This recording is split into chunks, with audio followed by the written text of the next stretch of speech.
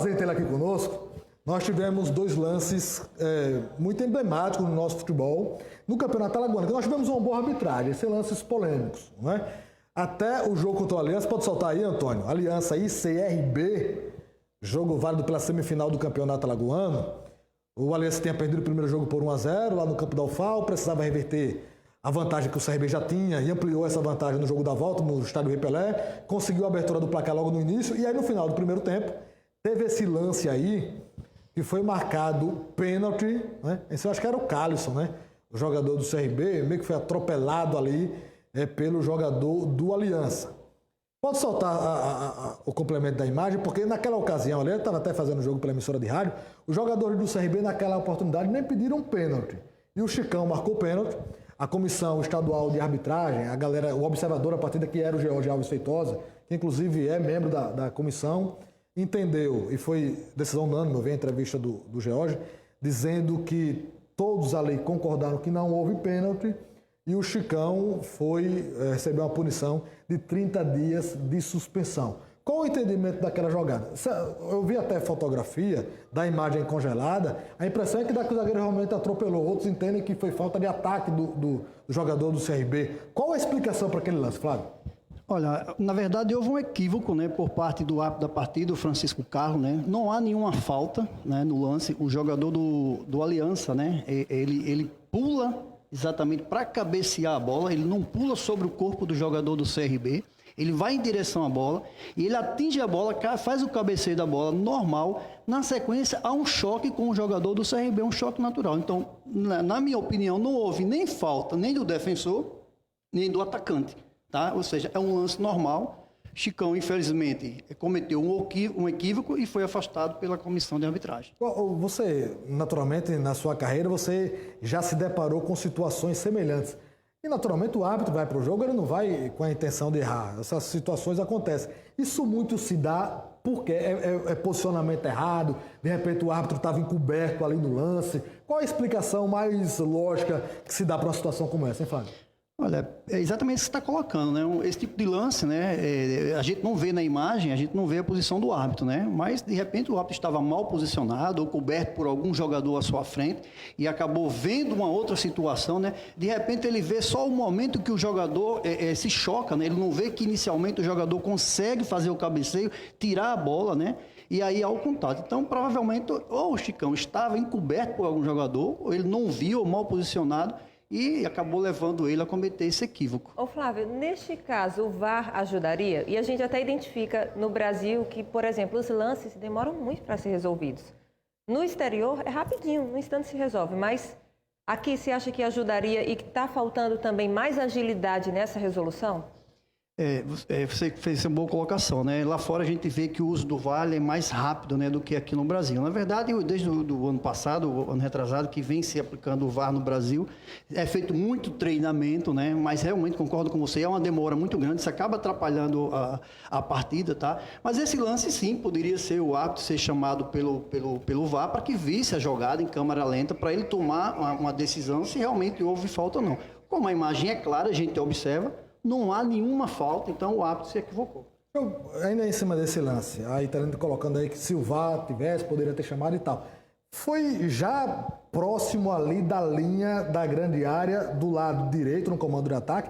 Não era lance para o assistente não também ali, Flávio? De repente, o Chicão já tinha marcado o pênalti, só que ele marca o pênalti até meio sem muita convicção. O assistente chamá-lo ali, se tivesse um melhor ângulo e orientar, era possível que isso acontecesse? Sim. Aí você porque a punição, a suspensão aconteceu só para o Chicão, né? De repente, se entendesse que o assistente estava bem posicionado para interferir ali na tomada de decisão do árbitro, ele poderia ter sido suspenso também? Poderia. Veja só, o lance, né, ele é específico mais para o árbitro, tá certo? A gente tem o assistente ali na lateral próximo, mas esse lance era mais para o árbitro. Porém, um trabalho de equipe, o assistente poderia ter chamado o árbitro da partida e ter conversado. Olha, esse lance aí, na minha visão, não houve a penalidade, né? Houve um choque normal após um cabeceio. O árbitro, né, poderia acatar ou não a informação do assistente. E aí, se ele acatasse a informação do assistente, ele poderia não marcar a penalidade, né? Mas não houve esse trabalho de equipe, o assistente não chamou, e aí acabou havendo o equívoco.